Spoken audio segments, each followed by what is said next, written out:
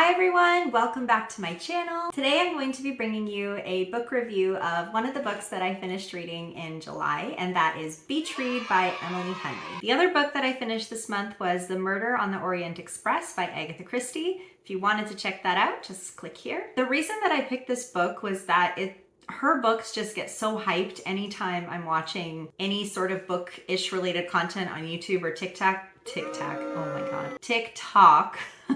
She just gets rave reviews, so thought I would see what the hype was about. She's also a #1 New York Times best-selling author, and while I don't put so much stock in what other people say or how people rank books, as someone who's getting back into reading, I think it's not a bad place to start. I mean, those books are popular for a reason, right? Just like last time, I'm going to be providing you guys with a brief synopsis, what I liked or loved about the book, what I didn't like so much, and finally how I would rank it out of 5 stars. Stay tuned till the end of the video to see what's coming up next on my channel. Let's jump right in.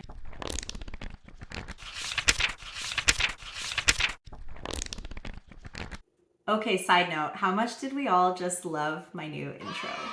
I spent a couple hours on it. I'm new to animation. I know it's nothing fancy, but I am so proud of it. Okay, so I'm going to be reading directly from Goodreads for the synopsis because I feel like it's a good description of the book. A romance writer who no longer believes in love and a literary writer stuck in a rut engage in a summer-long challenge that may just upend everything they believe about happily ever afters. Augustus Everett is an acclaimed author of literary fiction. January Andrews writes best-selling romance. When she pens a happily ever after, he kills off his entire cast. They're polar opposites. In fact, the only thing they have in common is that for the next 3 months, they're living in neighboring beach houses, broke and bogged down with writer's block. Until one hazy evening, one thing leads to another and they strike a deal designed to force them out of their creative ruts. Augustus will spend the summer writing something happy, and January will pen the next great American novel. She'll take him on field trips worthy of any rom-com montage, and he'll take her to interview surviving members of a backwoods death cult, obviously. Everyone will finish a book and no one will fall in love. Really. What I would also like to add to this description is that the main character is dealing with her grief after her father passes away, which, by the way, this is not a spoiler. It happens very early in the book. You're very aware of this happening. And also about the things that she learns about her father before she has a chance to reconcile and talk to him. She learns things about him after he's gone, and now she's just kind of left with all these questions and no one to answer them. So it's really more than just a summer of love for her. It's a summer of self-discovery and reflection and dealing with grief. And for that matter, a summer of healing. So what did I like about the book? Firstly, it was extremely fast to read, very easy to follow. If I'm being honest, I couldn't really put it down and I read it within a week. It was very quick. Secondly, this is a minor detail, but I just absolutely love this about the book. In the book, January is in a writer's slump, and the whole premise of the novel is her and Augustus are both trying to challenge each other and write outside of their comfort zones. And the book that she starts to write that is outside of her comfort zone is a book that I would want to read. It's about people in the circus that all have different secrets, and it just sounded really intriguing. I know it's a fake book, and I know Emily Henry will never actually actualize it and write it into something, but I would read that. It sounded really interesting. Another minor detail that I absolutely loved was when they were exchanging notes through the window. It was very Taylor Swift-esque. I loved it. It was very cute. The best part of the book and kind of the emotional payoff for me was actually the subplot and how January was dealing with the grief of her father, and when she was exploring that relationship with her late father. The different lows that she was experiencing and dealing with were so real and heartbreaking. For me, it felt like that subplot could have almost been the primary focus of the novel, and then to have the love story be the secondary plot. And that for me would have been a much more enjoyable book, if I'm being honest. I also have to add to this and just kind of apply some context for how I am reviewing romance novels. So I do enjoy romance novels as a genre. In general, it's up my alley. I can't say I don't like romance, but nowadays I prefer my romance to be blended with action and adventure or fantasy elements, because I feel like when you're getting into romance novels, you almost have to go in with the mindset of like, okay, like might be kind of cliche, might have some tropes that everybody recognizes, and you have to just kind of put that aside and be okay with it and just go along for the ride, because romance novels are really just about exploring the connection between the two love interest and the tension that builds between them. I get that. I get all that. So I don't want to harp on a romance novel for being a romance novel. You're there for the love story. So in the case of Beach Read, the trope here is that they make a deal or a bet with each other, and it's like very obvious that these research expeditions to write books are actually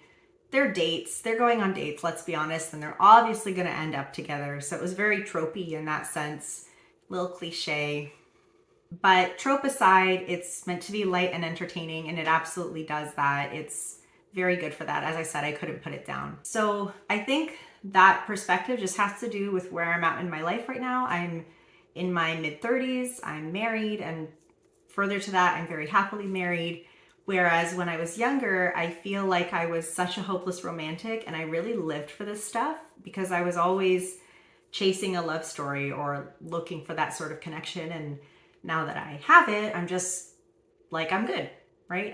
I'm not looking for it anymore because I have it. I'm very content, very reassured in my love. I'm not chasing those things anymore. So it takes a very special romance novel for me to feel like my heartstrings are being pulled, is what I'm trying to say. That being said, again, I still really enjoyed this book. I just want to read you guys actually some of my favorite quotes that I annotated while I was reading. They were really beautiful.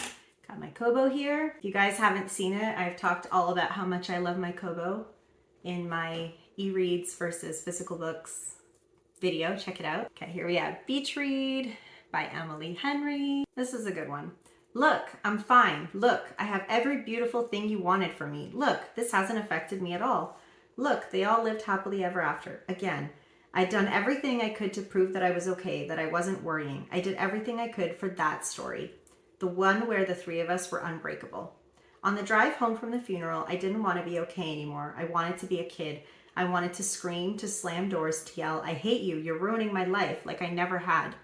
I wanted Mom to ground me, then sneak into my room later and kiss my forehead and whisper, I understand how scared you are. That was good. I like how she wrote that. It really captures how we long for certain parental reactions, right? Or how we don't want to grow up sometimes, or the realities of being an adult are quite harsh at times. She was in pain. I knew that. She's talking about how her mother is also grieving about the death of her father.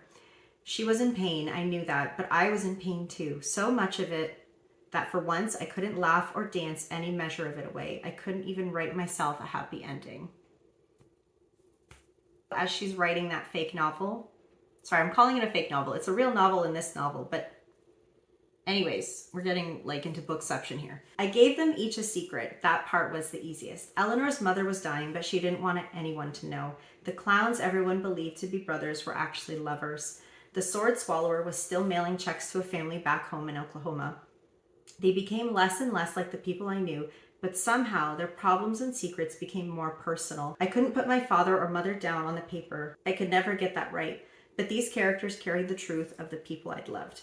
I just love this as when I want to think about how I want to write my own books in the future. This was really nice. This was a nice passage I'm going to come back to. Oh, this is good. This is a passage about when you lose someone you love. Oh, honey, Sonia said quietly, we can never fully know the people we love. When we lose them, there will always be more we could have seen. But that's what I'm trying to tell you. This house, this town, this view, it was all a part of him he wanted to share with you. And you're here, all right? You're here and you've got the house on a beach he loved in a town he loved. And you've got all the letters and it cuts off. Just about like how we never actually fully get to know someone, and being okay with that and having that be our closure, I think is really beautiful. Okay, so what did I not like so much about the book? I'll be completely honest, the romance between Gus and January was just okay for me. It was a little too predictable, but again, that's maybe romance novels, and a lot of romance novels I'm sure are pretty predictable. You know that the two people are going to end up together. I also didn't like the ending between them. This is a bit of a spoiler. If you don't like spoilers, skip like a minute ahead. I'll put the timestamp here. I don't like that he proposes to her in the end. I found this a little cliche. Why are marriage and proposals and babies always the end all be all?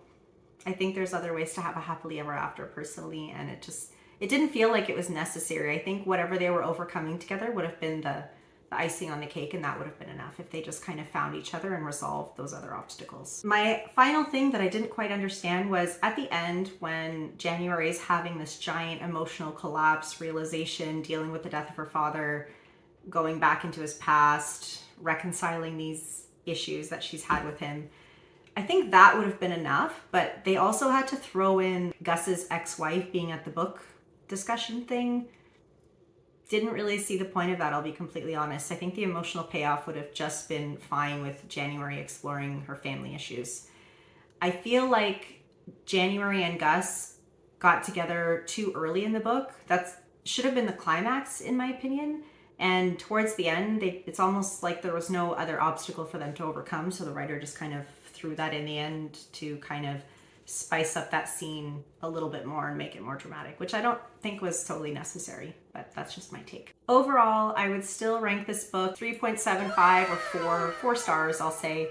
It was still very enjoyable. Like I said, I couldn't put it down. I love the emotional payoff of the main character exploring her relationship with her late father. I thought every time that topic came up, it was so raw and real and beautiful, and I loved it for that. There's some really touching moments in this book. I appreciate that it was a romance novel, but it wasn't just a romance novel. It had a really strong subplot, which I really appreciated. You don't always get that in romance novels. The main character is actually dealing with some really hard emotions. And I think I liked the subplot so much, again, because of where I'm at in my life.